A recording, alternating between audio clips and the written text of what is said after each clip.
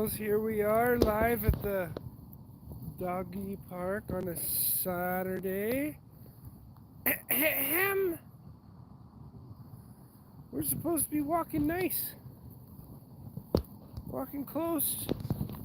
Beside me, it's icy. I have my boots on again. I have the doctor with me. He's just waiting. He's just waiting for the... Okay, go!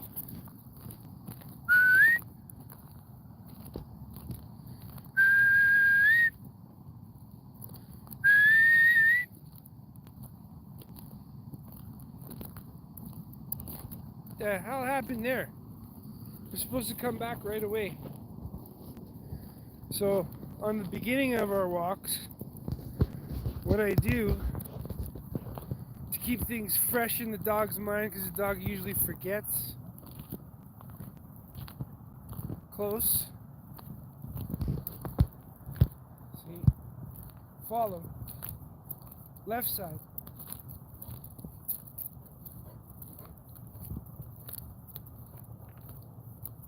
There we go.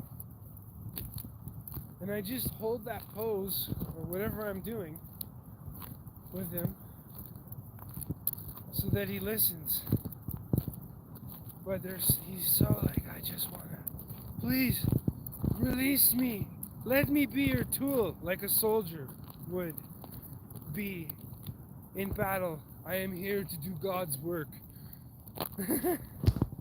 But here we have the most gorgeous animal alive. He's like, please let me go. Please, please, please, please, please, please, please. You're walking so far ahead. How come? I need you close. Don't touch the yellow water. Wow, that's pretty gross. Whoa! I stepped there and it cracked.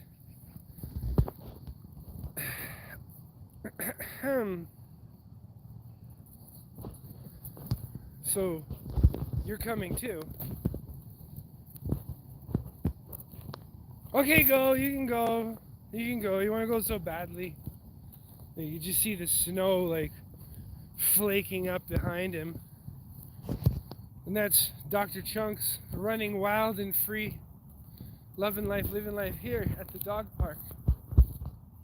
Texas Mickey Jack. Ladies and gentlemen, boys and girls, we've just started to walk with the doctor.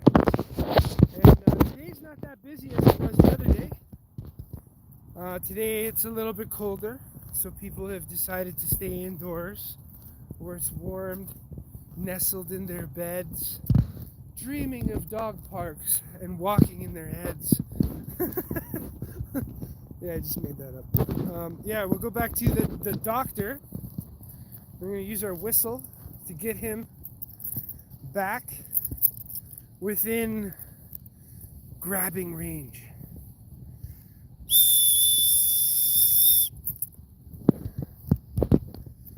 What I love about this whistle, it's a survival whistle. It's got a little compass. Not saying that that's super accurate, but it is going to point to north. And the direction it's pointing to north is actually accurate. So you have to check that on these things before you go and grab them. But it's got like this Faraday rod, and it's got a little scrapey tool so that you can use the magnesium Faraday rod to start fires, and whistle for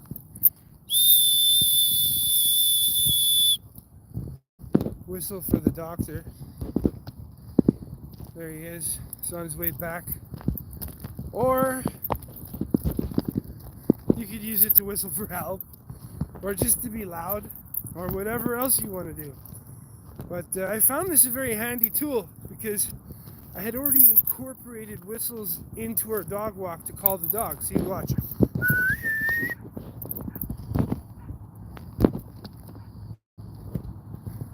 There we are. He is coming back. And, you know, it was one day when I was walking him, because we're so close to the highway, you can see the highway right there. that I noticed when he was close, he couldn't hear me. Chunks, let's go. Hey, hey, hey, listen. See, it catches his attention, that's why I use it. Because he was just like all over that dog. But it's definitely louder than my personal whistle.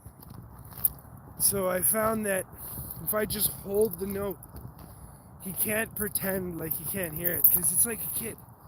Sometimes they're terrified.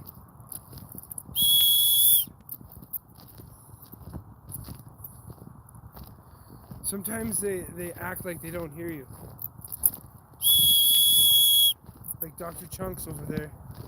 He's like, I don't hear you. Now I hear you.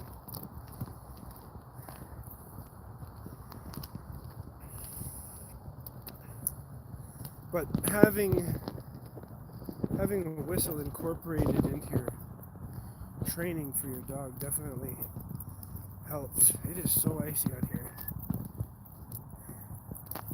Look at the eyes on that one. I didn't show you guys, but that dog had a crazy blue eyes. So incorporating a whistle works amazing.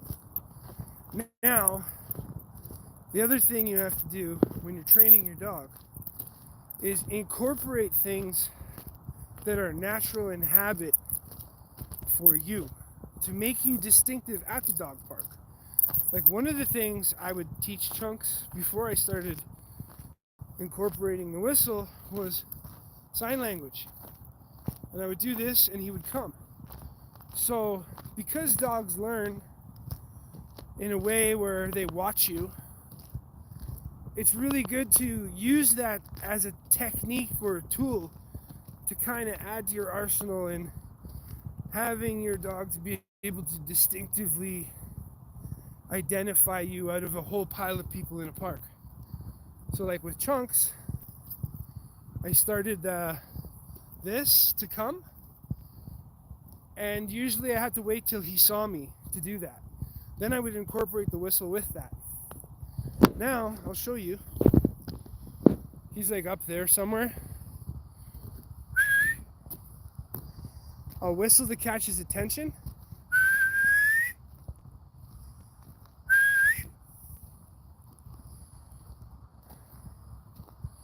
See, he's pretending like he can't hear me, right? Watch the difference between the whistle.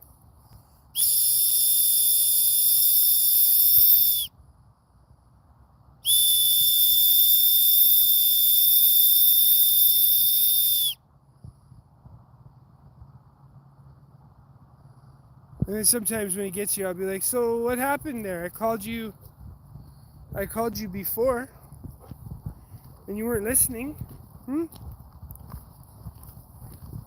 Treat him like a person, kind of. So watch this, I'll let him go. Okay, go.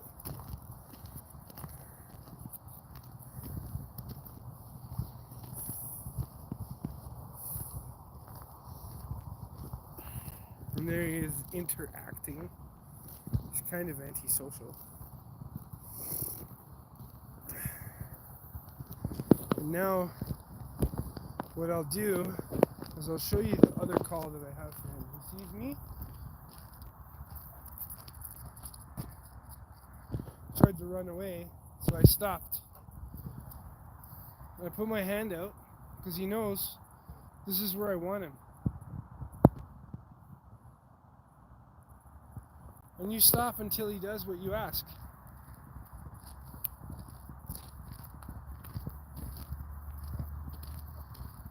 Close. Right side. With me. Hey. With me. Right side. Let me see. Let me see. Perfect. Perfect. See?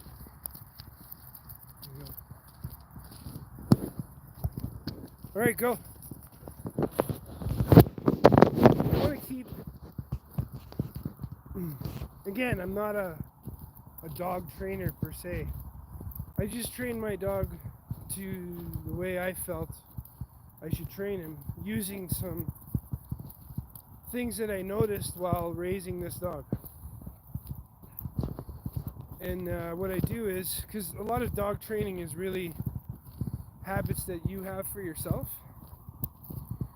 So incorporating things that work for you is definitely a great, sorry, I have a little digestion there. It's definitely a great way of training your dog, because they're only going to do what you do. Your kids are the same way. So you kind of have to discipline yourself in the same way as you're trying to discipline the dog. And being the fact that they're visual creatures, they learn by what you do. So it's only natural to keep what you're doing as a habit in order for the dog to identify what they need to do to be able to listen to what you have them, or the commands that you're trying to give them, so that they may perform them.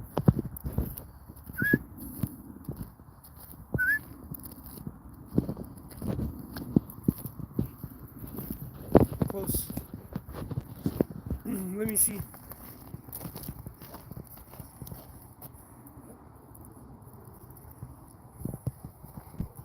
Let me see.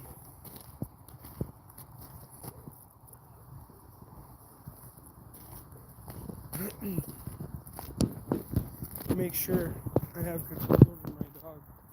When I feel that he's around certain dogs that may challenge him,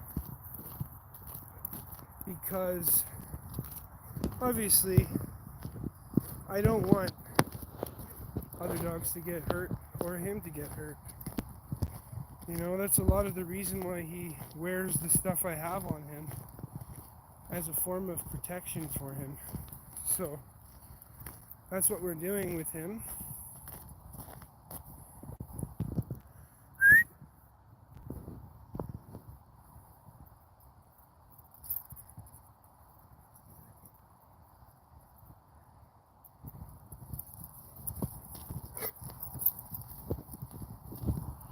Good boy.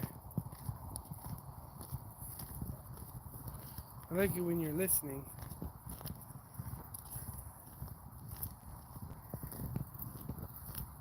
Come on.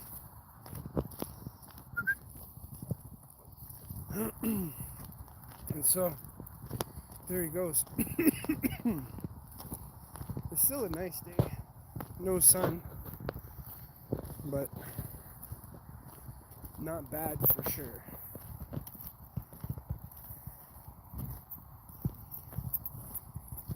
Hey, there's that dog I was saying that had the really blue eyes. Loves Chunks, apparently.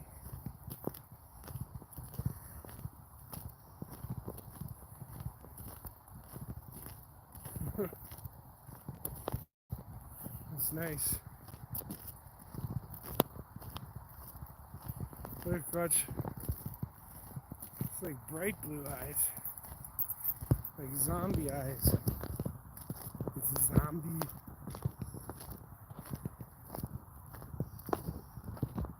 So we're gonna go to, well, it's my favorite spot. I always love walking by the river.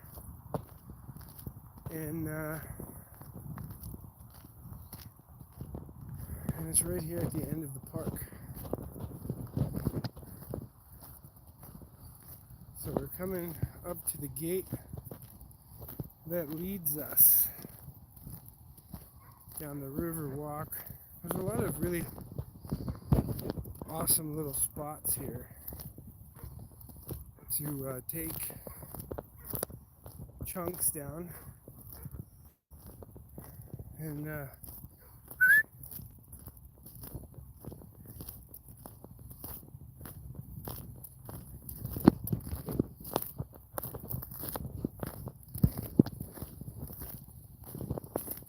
swear I saw him poop over here.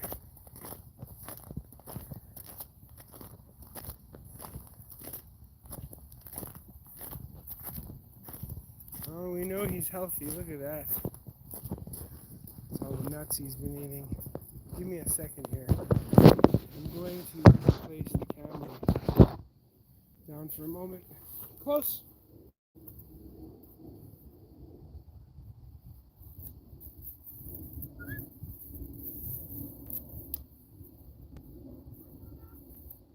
Just 1 minute, ladies and gentlemen.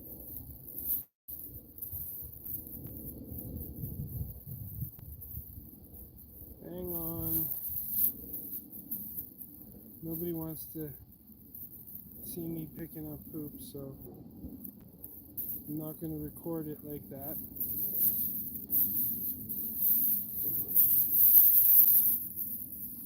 But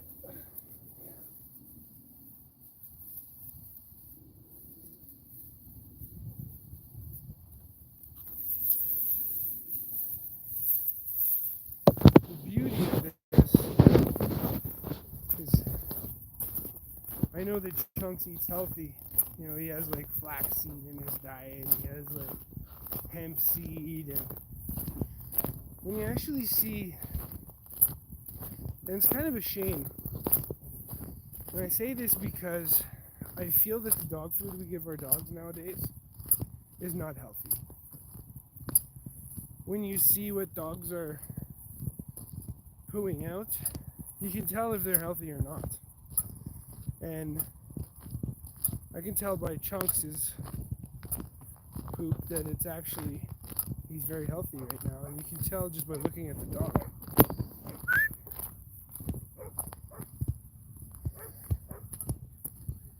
Good boy.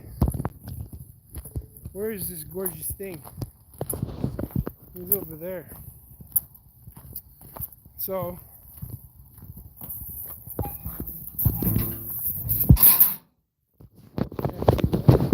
get rid of that.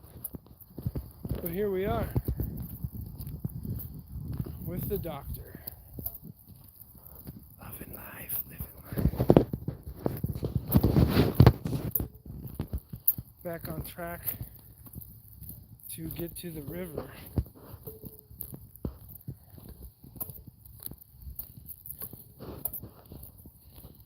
He just lives for this. This is his favorite. Now, the other day when we were here, I don't like it when he whines when he gets to the park. And maybe some of you might think this is cruel, but I give him a chance to not do it, and he continues to do it, so then I leave the park, and I might come back an hour later or whenever. But it's part of the training that I use.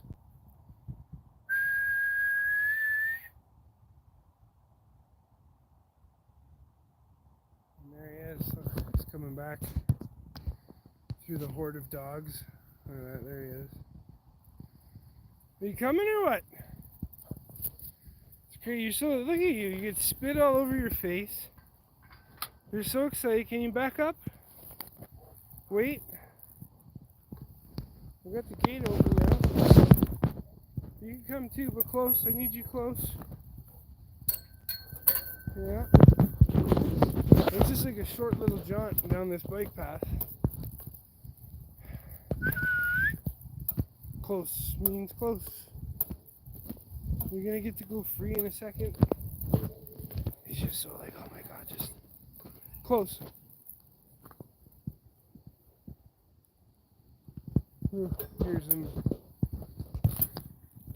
Here's some dogs going at it.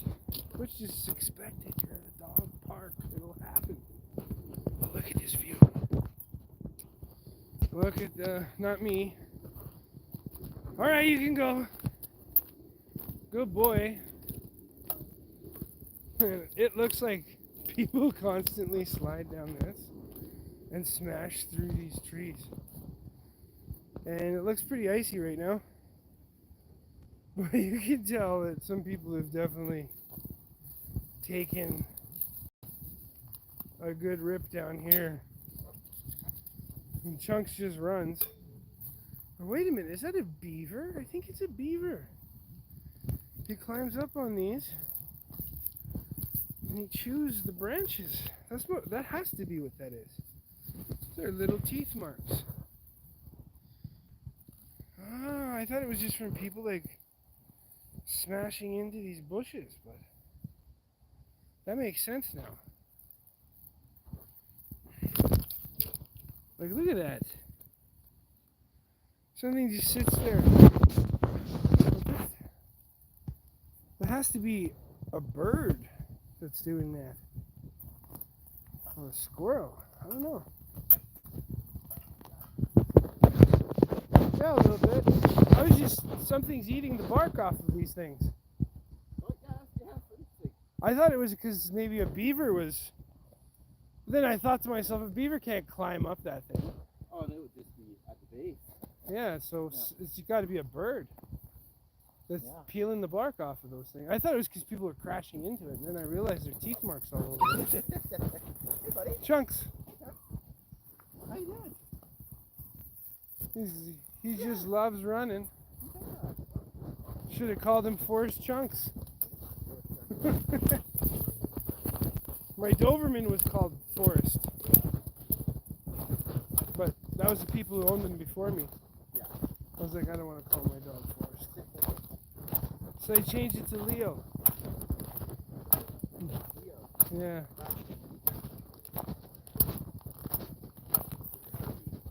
Sophie.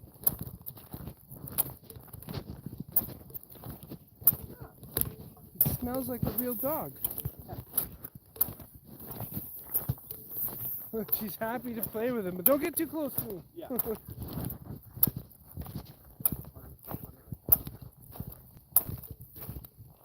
Oh, beautiful day. Yeah. Another one at the dog park. Yep.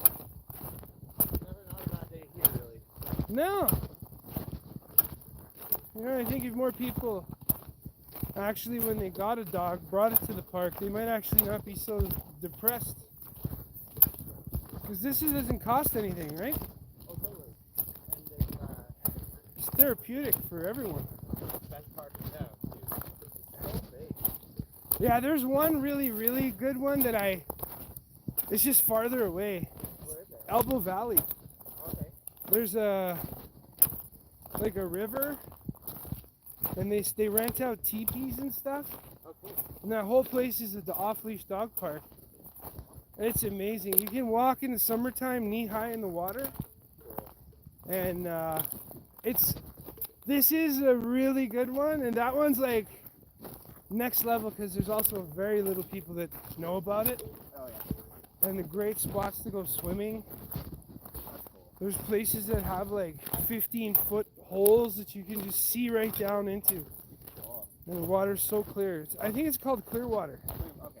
Clearwater Park or Crystal Creek. I can't remember exactly.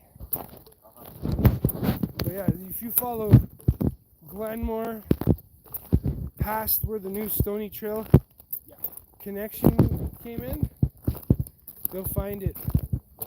It's like next set of lights there. I'm not giving you the best directions, but I mean, we're coming in from the northwest. oh, really? So you're really close to that park. Yeah, the only reason I don't go down there is because it's like 30 minutes drive from my house. I live down here. 20 minutes maybe. So we come here on the weekend. Good. Good break. Yeah, that's good. I like floating past this park in the summer. It's one of the benefits of the Bow River.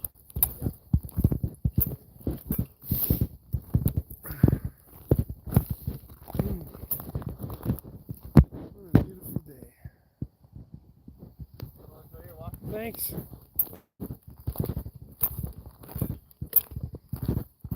Spring is on its way, feels like. I think I was here last week and all of this ground was frozen. Look at it, muddy now. So spring is coming. We can spring into action once that happens. You gotta really respect the Earth's cycle. You know, you hear a lot about stuff that's going on in the world. clockwork. The sun rises and it sets. I don't know if you knew that there is 26 days in the year that have 9 hours of sun in Alberta. And then there are equal amounts of 8-hour days, and that's like in June. And I think that's 21 days. And then after a certain point in August, it goes down to 8 hours too. And you can see this fluctuation of sun up, sun down, so many hours. And the earth really is magical. Like, it's actually quite cool to photograph a lot of these spots that I come to with Chunks, because you can see the transition happening through the time lapse that I do. And I'm going to post that here soon, because I like going to this certain spot here in this park, and I start taking photos of like just a revolving photo, so we can turn it into a GFI and you can see the season changing.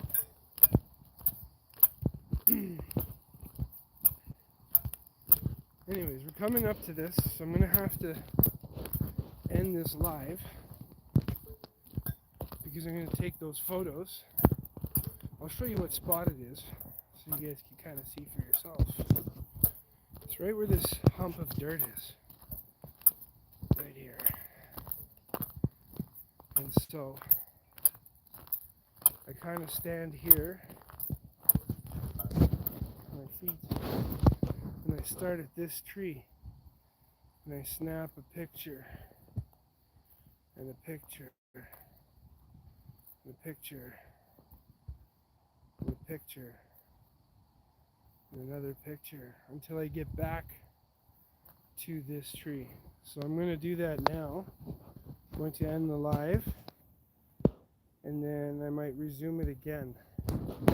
But to all those who have been watching, to all those who have been watching the channel and subscribing and liking and sharing and supporting us, thank you guys.